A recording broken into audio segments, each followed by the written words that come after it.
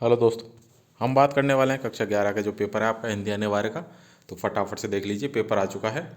आप समय और पूर्णांक पर नहीं जाएं, क्योंकि हर ज़िले में अलग अलग हो सकते हैं ये। किसी ज़िले में 3.25 घंटे का टाइम है, 3 घंटे 15 मिनट का। किसी ज़िले में 2 घंटा 45 मिनट का टाइम है, और कुछ ज़िलों में 3 घंटे का टाइम है। तो इस चीज़ पर न जाएं, आपको क्वेश्चनों के मतलब होना चाहिए, क्योंकि आपका सिलेबस सेम है तो आपके क्वेश्चन आसानी से मैच कर सकते हैं। जो क्वेश्चन हम करवा रहे हैं वो किस ज़िले में आ जाएं ये कहना संभव नहीं है, लेकिन आएंगे ज़रूर। तो आप तैयारी में जुट जाएं और सारे क्वेश्चनों को देख के जाएं एग्ज़ाम से पहले। और जिन्होंने चैनल को सब्सक्राइब नहीं किया, चैनल को सब्सक्राइब कर लें, नोटिफिकेशन बेल को ऑन कर लें।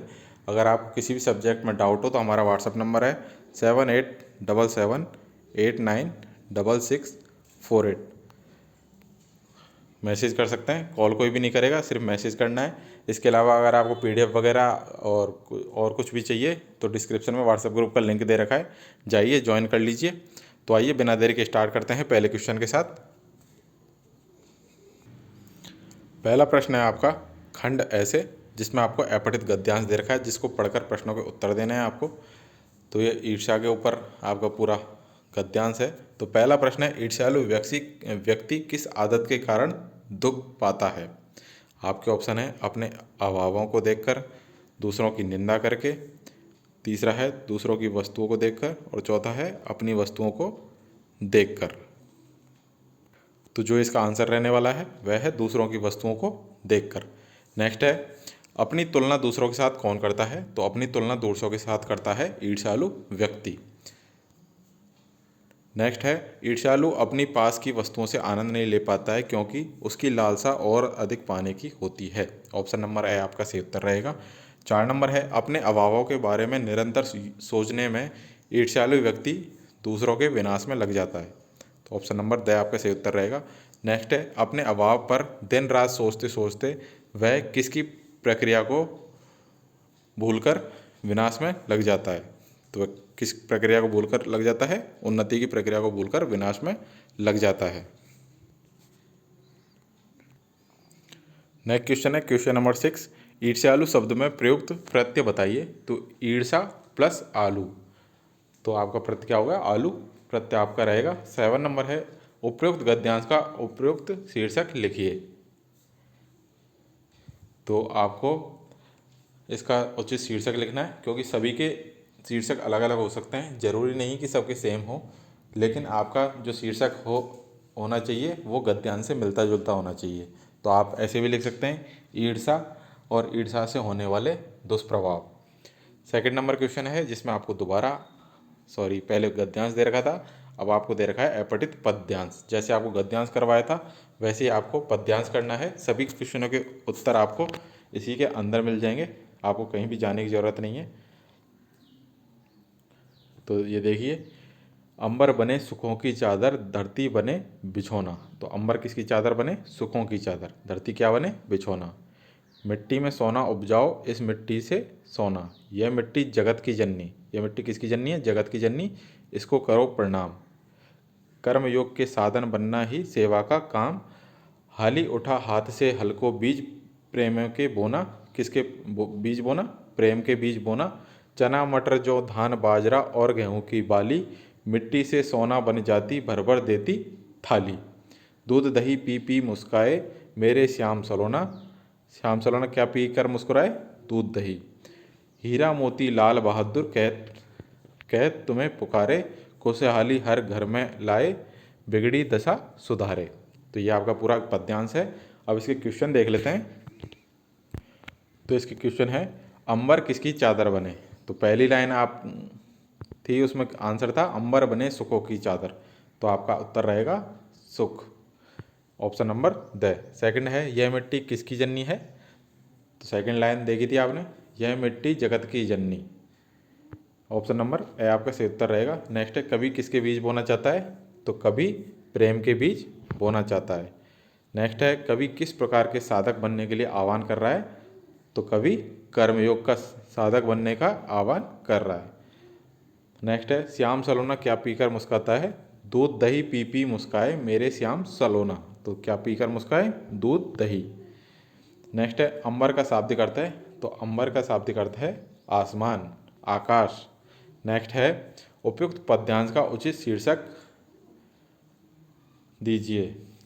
तो उचित शीर्षक देना है। तो यह किसके ऊपर था पूरा पद्यांश? ये हमारी धरती के ऊपर था। तो धरती के ऊपर आपको शीर्षक लिखना है। नेक्स्ट क्वेश्चन देखते हैं।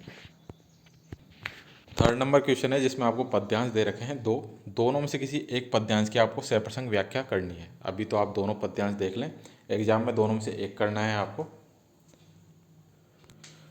अगला सवाल है आपका 4 नंबर, निम्नलिखित गद्यांश की सप्रसंग व्याख्या कीजिए। आपको 2 गद्यांश दे रखे हैं, दोनों में से किसी एक गद्यांश की सप्रसंग व्याख्या करनी है। पहला गद्यांश ये रहा, दूसरा गद्यांश आपको दिखाते हैं। ये दूसरा गद्यांश है आपका। अगला सवाल है आपका 5 नंबर, निम्नलिखित प्रश्नों में रिक्त स्थानों की पूर्ति कीजिए। तो पहला है गलता लोहा किसके द्वारा रचित कहानी है। दूसरा है मियाँ नसरुद्दीन शब्द चित्र किस खाली जगह नामक संग्रह से लिया गया है। तो आपको बताना किस संग्रह से लिया गया है। थर्ड नंबर है पथेर पांचाली फिल्म की शूटिंग का काम कितने साल तक चला। नेक्स्ट है मीरा के गुरु का क्या नाम था। 5 नंबर है वे आंखें पंत जी के किस दौर की कविता हैं। 6 नंबर है एक कंठ विषपाई गीति नाट्य किसके द्वारा रचित है। प्रश्न संख्या 6 है जिसमें प्रश्नों के उत्तर आपको एक पंक्ति में देने हैं। पहला है अप्पू के साथ 2.5 साल नामक संस्करण में किस फिल्म की घटनाओं का वर्णन किया गया है। सेकंड नंबर है बंग विभाजन की योजना किसने बनाई थी। थर्ड है स्पीति के बौद्ध विहारों को किसने लूटा था। 4 नंबर है सुमित्रा नंदन पंत ने वे आंखों में संदेशवाहक किसे बनाया है। नेक्स्ट प्रश्न है 5 नंबर, पथिक कविता किस काव्य से संकलित है। 6 नंबर है मीरा की भक्ति किस प्रकार की मानी जाती है। 7 नंबर है धनराम को मोहन के किस व्यवहार पर आश्चर्य होता है और क्यों। 8 नंबर है नमक का दरोगा कहानी का मूल प्रतिपाद अपने शब्दों में लिखिए। 9 नंबर है कृष्णा सोबती अथवा सुमित्रा नंदन पंत में से किसी एक का साहित्यिक परिचय दीजिए। 10 नंबर है मियाँ नसरुद्दीन के चरित्र की विशेषताएं स्पष्ट करें अथवा संदेश ग्रहण करने और भेजने में असमर्थ होने पर एक अनपढ़ लड़की को किस वेदना और विपत्ति को भोगना पड़ता है अपनी कल्पना से लिखिए। खंड 6 में आपको प्रश्नों के उत्तर एक पंक्ति में देने हैं। 11वें नंबर प्रश्न का पहला प्रश्न है आपका लय कितने प्रकार की होती है, लिखिए। दूसरा है रेगिस्तान में वर्षा को मापने के लिए किस शब्द का उपयोग होता है। नेक्स्ट है लेखिका बेबी हालदार की अपनी माँ की याद क्यों आई। नेक्स्ट है लता मंगेशकर किसकी पुत्री थी। 12 नंबर प्रश्न है किराए के मकान में रहते हुए बेबी हालदार चिंतित क्यों थी। 13 नंबर प्रश्न है राजस्थान में कुएं किसे कहते हैं, इसकी गहराई और व्यास तथा सामान्य कुओं की गहराई और व्यास में क्या अंतर होता है। 14 नंबर है चित्र पर संगीत ने लोगों के कान बिगाड़ दिए, अक्सर यह आरोप लगाया जाता रहा है।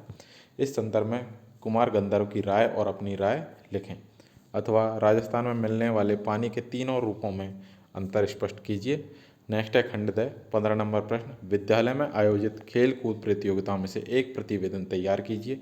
16 नंबर है टीवी के बढ़ते प्रभाव एवं इससे फैलती अप संस्कृति पर एक फीचर तैयार कीजिए। 17 नंबर प्रश्न है आपका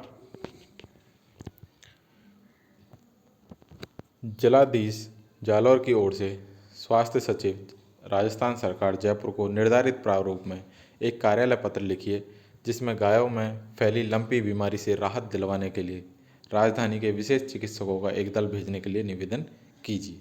और लास्ट प्रश्न है आपका 18 नंबर जिसमें आपको 300 शब्दों में एक निबंध लिखना है किसी एक विषय पर। पहला विषय है आपका बेटी बचाओ बेटी पढ़ाओ, दूसरा कोरोना एक महामारी, तीसरा है स्वच्छ भारत स्वस्थ भारत और चौथा है विद्यार्थी जीवन में इंटरनेट की भूमिका। इसके अलावा आपको पर्यावरण प्रदूषण के ऊपर भी याद रखना है निबंध। इसके अलावा एक निबंध ये भी याद रखना है अगर मैं विद्यालय का प्रधानाचार्य होता या मैं देश का प्रधानमंत्री होता, ये भी आपको याद रखने हैं।